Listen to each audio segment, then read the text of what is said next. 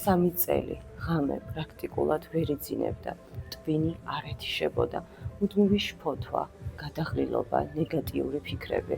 გულწრფელად ჯეროდა, რომ უბრალოდ ნერვული ადამიანი იყო. მაგრამ საგვარეულო მუშაობის დროს აღმოჩნდა, რომ მისი ოჯახის ხაზში იყო მუდმივი დაკარგვის, შიშის და გადარჩენის ისტორია. იქ, სადაც უსაფრთხოება არ არსებობდა.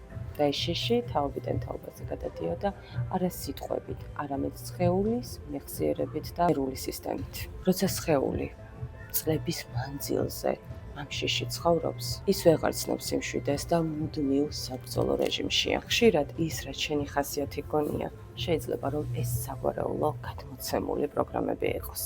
ეს კოდები გვამყოფებენ ჩაკეტილ წრეზე, სადაც მუდმივად ვიმეორებთ იმ ისტორიებს. ეს შეიძლება იყოს უფულობა, წარუმატებლობა, დაულაგებელი პირადი ურთიერთობები. გონია რომ შენი რჩევ, ეს შენი ცხოვრება, სინამდვილეში კი შენი ქვეცნობიერი ძველი, შენი წრინაფრების პროგრამებით ცხოვრობს. თუ გრძნობ, რომ შენს ერთსა და იმავე წრეზე ტრიალებს, არ გეწყობა ურთიერთობები, ისტორიები მეორდება მომწერე პირებში. ერთად გავანეიტრალოთ ეს სისტემა.